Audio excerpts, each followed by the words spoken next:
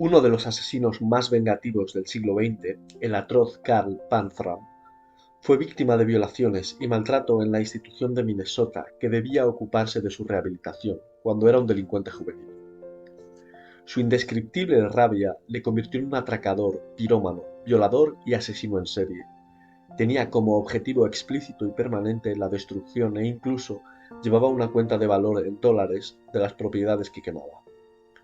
Empezó por odiar a las personas que le habían hecho daño, pero su resentimiento fue creciendo hasta que abarcó a toda la humanidad. Y no se detuvo ahí. Su ansia de destrucción se dirigía de forma fundamental al mismo Dios. No hay otra forma de decirlo. Panthram violaba, asesinaba y quemaba para expresar su rabia contra el ser. Actuaba como si alguien fuera responsable. Lo mismo ocurre con la historia de Abel y Caín. No se aceptan los sacrificios de Caín, que vive sufriendo. Apunta a Dios y desafía al ser que éste creó. Pero Dios no acepta su súplica y le dice a Caín que él mismo es responsable de sus tormentos. Caín, presa de la rabia, mata a Abel, el favorito de Dios, y también el ídolo de Caín. Obviamente, Caín sentía celos de su afortunado hermano, pero ante todo lo mató para contrariar a Dios. Esta es la versión más fidedigna de lo que ocurre cuando la gente ejecuta su venganza hasta las últimas consecuencias. La reacción de Panthram era, y esto es lo que resulta tan terrible, totalmente comprensible.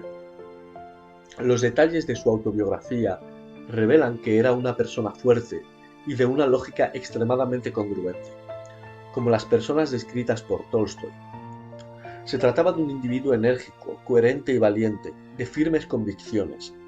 ¿Cómo podría esperarse que alguien como él perdonara y olvidara, teniendo en cuenta lo que le había ocurrido?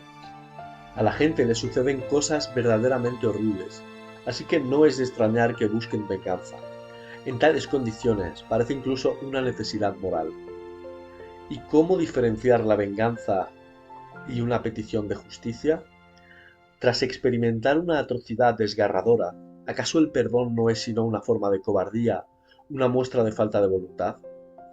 Este tipo de preguntas me atormentan, pero hay gente que supera pasados horribles y consigue hacer el bien en vez del mal, por mucho que este tipo de logros nos pueda resultar sobrehumano. He conocido a personas que fueron capaces de hacerlo. Pienso en un hombre, un gran artista, que sobrevivió a una escuela, como aquella en la que sufrió Panthram, solo que en su caso fue internado a sus tiernos 5 años, después de un largo paso por el hospital donde se lo había tenido que tratar, simultáneamente de sarampión, paperas y varicela. Incapaz de adaptarse a los modos y las formas de la escuela, deliberadamente aislado de su familia, víctima de abusos, muerto de hambre y atormentado. Cuando salió era un joven furioso y desgarrado. Se hizo entonces mucho daño con drogas, alcohol y otras formas de comportamiento autodestructivo. Odiaba a todo el mundo, hasta al mismo Dios y al cruel destino. Pero supo poner fin a todo esto, dejó de beber y dejó de odiar. Revitalizó la cultura artística de su tradición nativa y formó a jóvenes para que siguieran sus pasos. Creó un tótem de más de 15 metros como conmemoración de los sucesos de su vida y una canoa de unos 12 metros de largo tallada en un único tronco, algo que ya nadie o casi nadie hace. Reunió a toda una familia en una gran fiesta en la que cientos de personas bailaron durante 16 horas como una forma de expresar su dolor y hacer las paces con el pasado. Decidió ser buena persona y entonces hizo lo necesario, por imposible que pareciera, para vivir así. También tuve una clienta que no había tenido buenos padres. Su madre murió cuando era muy pequeña y su abuela, que se encargó de su crianza, era una bruja amargada, obsesionada por las apariencias. Maltrataba a su nieta castigándola por sus virtudes, su creatividad, su sensibilidad, su inteligencia, incapaz de resistirse a hacerle pagar el resentimiento acumulado por una vida objetivamente dura. Tenía mejor relación con su padre, pero era un drogadicto que murió muy enfermo mientras ella lo cuidaba. Mi paciente tenía un hijo y se negó a perpetuar nada de esto, de tal forma que el chico se convirtió en un hombre honrado, independiente, trabajador e inteligente, en lugar de seguir ensanchando el roto del tejido cultural que había recibido en herencia. Lo que hizo fue zurcirlo. No hizo suyos los pecados de sus antepasados, y es que se pueden hacer cosas así. El sufrimiento, ya sea psíquico, físico o intelectual, no tiene por qué engendrar nihilismo, es decir, la negación radical de todo valor, significado de interés. El sufrimiento siempre permite diferentes interpretaciones. Fue Nietzsche quien escribió estas palabras. Lo que quería decir es que quienes sufren el mal pueden efectivamente desear perpetuarlo, hacérselo pagar a otros, pero también es posible que experimentar el mal sirva para descubrir el bien. Un niño víctima de bullying puede reproducir el comportamiento de quienes lo atormentan, pero también puede aprender a partir de su propio dolor que está mal meterse con la gente y amargarle la vida. Una persona martirizada por su madre puede aprender de su horrible experiencia lo importante que es ser un buen padre o una buena madre.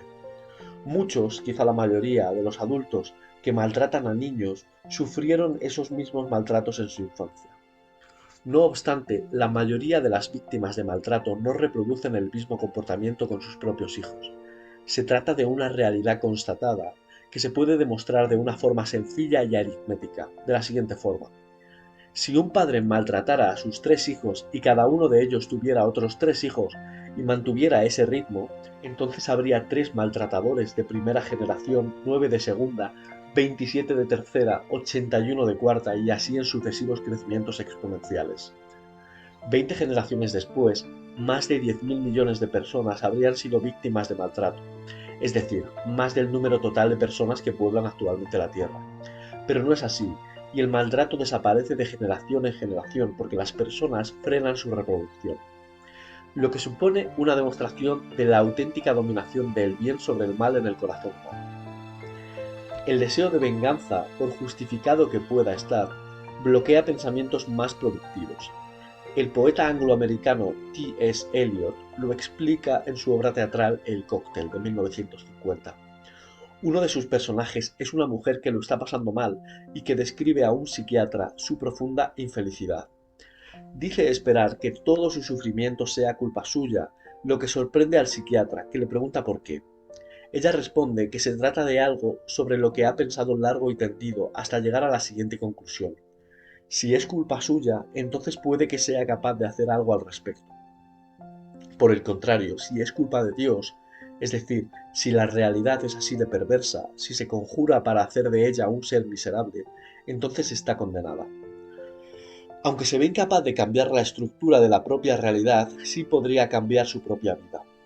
Alexander Solzhenitsyn tenía todas las razones del mundo para cuestionar la estructura de la existencia cuando se encontraba preso en un gulag, un campo de trabajos forzados soviético, en un momento del terrible siglo XX. Había servido como soldado en las endebles primeras líneas de defensa rusas que habían hecho frente a la invasión nazi. Su propia gente lo arrestó, lo golpeó y lo encarceló. Justo entonces contrajo cáncer. Podía haber sucumbido al resentimiento y a la amargura. Los dos mayores tiranos de la historia, Stalin y Hitler, le habían destrozado la vida. Vivía en condiciones brutales. Se le arrebataba y se malgastaba casi todo su tiempo. Era testigo del sufrimiento, inútil y humillante, y de la muerte de sus amigos y conocidos. Padecía una gravísima enfermedad. Alexander Solzhenitsyn le sobraban los motivos para culpar a Dios. Quizás solo Job llegó a sufrir tanto. Pero el gran escritor, el firme y lúcido defensor de la verdad, no permitió que su mente se dejara arrastrar a la venganza y a la destrucción. Por el contrario, abrió los ojos. Durante sus numerosos juicios, Solzhenitsyn conoció a personas que se comportaban con integridad en las condiciones más trágicas y los contempló con suma atención. Entonces se hizo la más difícil de las preguntas. ¿Había contribuido él de alguna forma a su catástrofe vital? En ese caso, ¿cómo? Recordó su apoyo inquebrantable al Partido Comunista en su juventud. Cuestionó su vida entera, algo para lo que tenía tiempo más que suficiente en el campo. ¿De qué forma se había equivocado en el pasado? ¿Cuántas veces había actuado contra su propia conciencia? ¿Cuántas veces había hecho cosas que sabía que estaban mal? ¿Y cuántas se había traicionado? ¿Cuántas veces había mentido? ¿Había forma alguna de expiar sus pecados pasados, de redimirse desde el infierno de barro de un gulag soviético? Solzhenitsyn repasó de forma extremadamente minuciosa todos los detalles de su vida. Se planteó una segunda pregunta y después una tercera. ¿Puedo dejar de cometer este tipo de errores ahora? ¿Puedo reparar los perjuicios causados por mis fracasos, pasados ahora? Aprendió a mirar y a escuchar. Conoció a personas a las que admiró, que eran honestas a pesar de todo. Se desmontó pieza por pieza para que muriera todo lo accesorio y lo nocivo y poder así resucitar. Entonces, escribió Archipiélago Gulag, una historia del sistema de internamiento de los campos soviéticos. Se trata de un libro contundente y terrible, escrito con la abrumadora fuerza moral de la verdad más desnuda. Prohibido, y con razón, en la Unión Soviética, se consiguió filtrar a Occidente y entonces le estalló en la cara al mundo.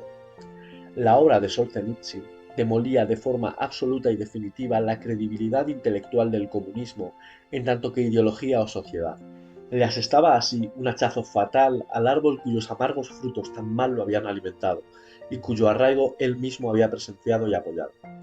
Así, la decisión de un hombre de cambiar su vida en vez de culpar al destino hizo temblar todo el patológico sistema de la tiranía comunista. Acabaría por derrumbarse por completo no muchos años después, algo a lo que la valentía de Solzhenitsyn contribuyó de forma bastante decisiva. Pero no sería el único capaz de realizar un milagro semejante.